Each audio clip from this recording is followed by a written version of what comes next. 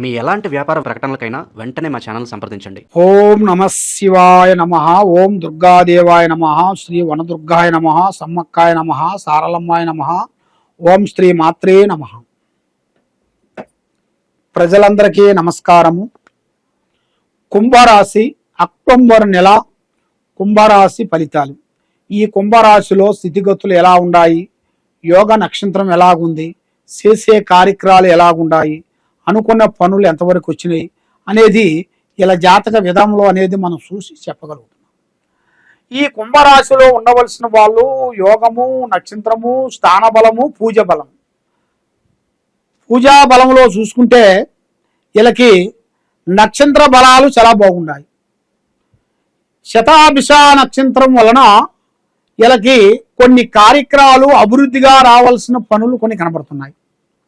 ఈ శతాభిష నక్షత్రం కలిగిన వాళ్ళు అభివృద్ధి, ఎందుకంటే డబ్బు సమస్యలో ఇంతకుముందు చాలా బాగా బతికిన వాళ్ళు కొంచెం మధ్యలో బ్రేక్ అయిపోతారు. మధ్యలో కొన్ని కార్యక్రమాల వల్ల కొన్ని పనులు చేయాల్సిన పనులు కొన్ని చేయలేని విధానంలో వాళ్ళు చేయలేని పరిస్థితి వల్ల వాళ్ళకి అట్టు తెప్పగా మాడిపోయినట్టుగా, ఇప్పుడు అట్టు కరెక్ట్ టైంకి మనం తిప్పితే కదా అది మానుకోకుండా ఉండేది.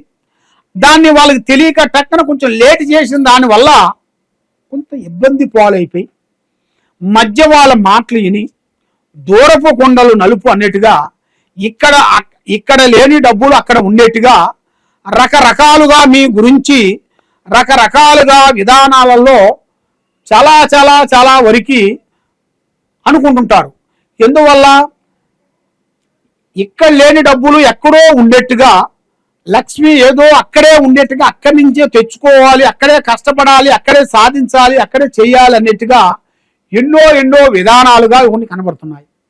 కాబట్టి ఏ కార్యక్రమం చేయాలనుకున్నా, ఏ పని చేస్తాం అనుకున్నా కూడా తొందరపాటు లేకోకుండా నిదానమే ప్రధానం. తొందర వల్ల ఎన్నో నష్టాలు, ఎన్నో ఇబ్బందులు, ఎన్నో విధానాలు కూడా చాలా వరకు కనబడుతున్నాయి. మరి మనస్తత్వం అనేది వీళ్ళకి 10 విధానాలుగా మారిపోతుంటది. కూర్చుంటే కుందేలు బుద్ధి, లేస్తే లేడు బుద్ధి, పడుకుంటే పాము బుద్ధి, 3 బుద్ధులు 6 గుణాలు ఈ విధంగా ఉంటాయి వీళ్ళకి. కాబట్టి వీళ్ళ మైండ్ కూడా అన్నీ తెలిసినట్టుగా మాట్లాడుతుంటారు. ఎందువల్ల అంటే వాళ్ళకి తెలియని విషయాలు కూడా తెలిసినట్టుగా ఉంటారు కొంతమంది. అదే వాళ్ళు చేసే తప్పు. దానివల్ల వాళ్ళు ఏమవుతుంటారంటే లేనిపోయిన దాంట్లో ఇరక్కబోతుంటారు. కొంతమంది వాళ్ళని నమ్మి కొన్ని పనులు చెబుతుంటారు. ఆ పని వాళ్ళు చేయలేని పనులు చేస్తామని చెబుతుంటారు. కానీ ఆ టయానికి చేయకోకుండా ఆగిపోతారు. దానివల్ల వాళ్ళు చేసిన ఎన్ని పనులైనా కూడా బ్రేక్ అయిపోతారు. వాళ్ళ మీద ఆ నమ్మకమే పోతుంది. ఒక్క మాట వల్ల వాళ్ళు చిన్నప్పటి నుంచి తెచ్చుకున్న గౌరవం, అభిమానం, ప్రేమ అవన్నీ పోతాయి. మళ్ళీ యథావిధిగా నిలబడిపోతారు. ఈ విధంగా ఉంటుంది. మరి ఎందువల్ల ఇలా అవుతుందంటే వీళ్ళ మీద ఉండాల్సిన శని ప్రభావము, ఆ శని ప్రభావం అనేది సిల్వర్ స్టేజీస్కి వచ్చేసింది, లాస్ట్కి వచ్చేసింది. అది శనిలో కొన్ని మార్గాలు ఉంటాయి. ఫుల్లు, ఆపు, సగం, ఇలాంటి 3 ఉంటాయి. ఈ మూడిట్లో ఈ శని ప్రభావం వల్ల చేతికాడికి వచ్చింది చేయిజారిపోతుంటది. సాయం చేస్తానని వస్తారు కానీ ఎవరు మనకి సహకారం చేయరు.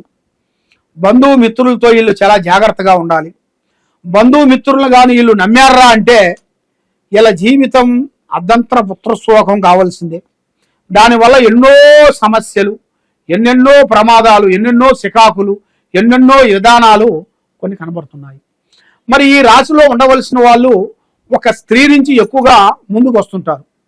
స్త్రీ నుంచి డెవలప్మెంట్ అంటే భార్య నుంచి కానీ, ఒక స్త్రీ నుంచి, అక్క నుంచో, అంటే ఎవరైనా సరే అత్త కానీ మామ కానీ కుటుంబంలో సంబంధించిన వాళ్ళు ఒక స్త్రీ రూపంలో నుంచి బాగా కలిసి వస్తుంటుంది. ఆ స్త్రీ రూపంలో నుంచి కొన్ని పనులు, కార్యక్రమాలు అభివృద్ధిగా అవుతాయి. మరి వ్యవసాయ రంగంలో కూడా అభివృద్ధి, ఉద్యోగదారులకి డెవలప్మెంటు, మరి అకస్మాత్తుగా ధనప్రాప్తి యోగం అనేది కనబడుతుంది. అనుకోకుండా లక్ష్మి అనేది ఈ రూపంలో వస్తుంది, ఆ రూపంలో వస్తుంది, భూమిలోంచి వస్తుంది అనేది కాదు. భూమిలో బంగారం దొరికే అదృష్ట జాతకం అనేది రాబోతుంది. అంటే వీళ్ళు ఊహించని అదృష్టము అది రాబోతుంది. అది వీళ్ళు అనుకోరు, ఊహించరు, ఎదురు చూడరు. ఎదురు చూడని అదృష్ట యోగం వీళ్ళకి రాబోతుంది. కాబట్టి ఇలా జాతక యోగంలో ముగ్గురు కలిసి స్నేహం చేయకూడదు.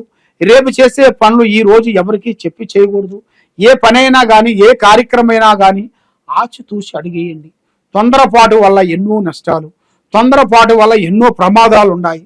కాబట్టి మీరు ఎక్కువగా ప్రజల్ని మీరు పూజించేటప్పుడు ఎక్కువగా వృద్ధుల్ని ప్రేమించండి. పెద్దవాళ్ళకి అన్నదానం చేయండి. ఎవరైనా సరే మన దగ్గరికి వచ్చినప్పుడు ఆ సాకారం అనేది చేయాలి. సాకారం అంటే మనకు మించిన సాకారం చేయకూడదు. ఒక బాధతో ఒక స్నేహితుడో, ఒక బంధువో, ఒక స్నేహితుడో, ఒక మిత్రుడో మన దగ్గరికి వచ్చారా అంటే మనకు శాతనైనంత వరకు చేయాలి. ఎంతో మంది ఈ రాశిలో కలిగిన వాళ్ళకి, కుంభరాశిలో కలిగిన వాళ్ళ గురించి ఎంతో మంది సాకారం గురించి ఎంతో మంది వస్తుంటారు. వచ్చిన వాళ్ళకి మీ స్వార్థం గురించి ఆలోచించి మీరు సాయం చేయటం కాదు. వాళ్ళ బాధలో ఉంటే ఆ బాధ దగ్గర సాకారం చేయాలి. కానీ లేదు సాయం చేయకపోయినా బాధ లేదు.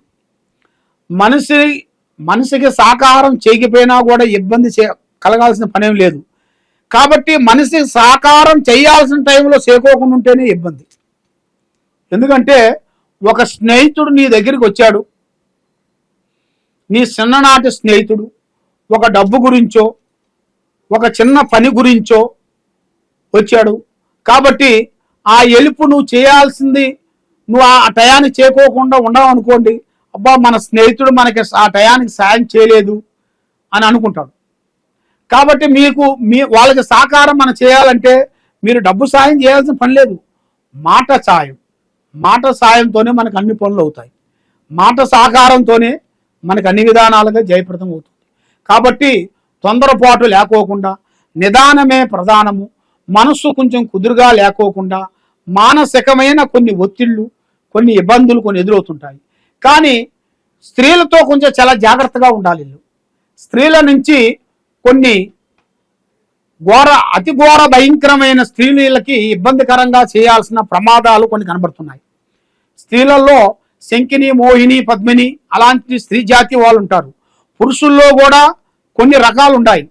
అలాగా స్త్రీ విశేషంలో వీళ్ళు కొన్ని జాగ్రత్తలు పడుకోకుండా ఉండేట్టుగా అయితే స్త్రీ నుంచి లేనిపోయిన సమస్యలు కొన్ని తెచ్చుకొని కొన్ని ప్రమాదాలు కొన్ని ఎదురయ్యే మార్గాలు కూడా కొన్ని కనబడుతున్నాయి. మరి వీళ్ళు ఎక్కువగా చేయాల్సిన పూజా బలం, దైవ బలం, యోగ బలం, లక్ష్మీ బలం, శ్రీ సుబ్రహ్మణ్య స్వామిని పూజా బలం చేయాలి.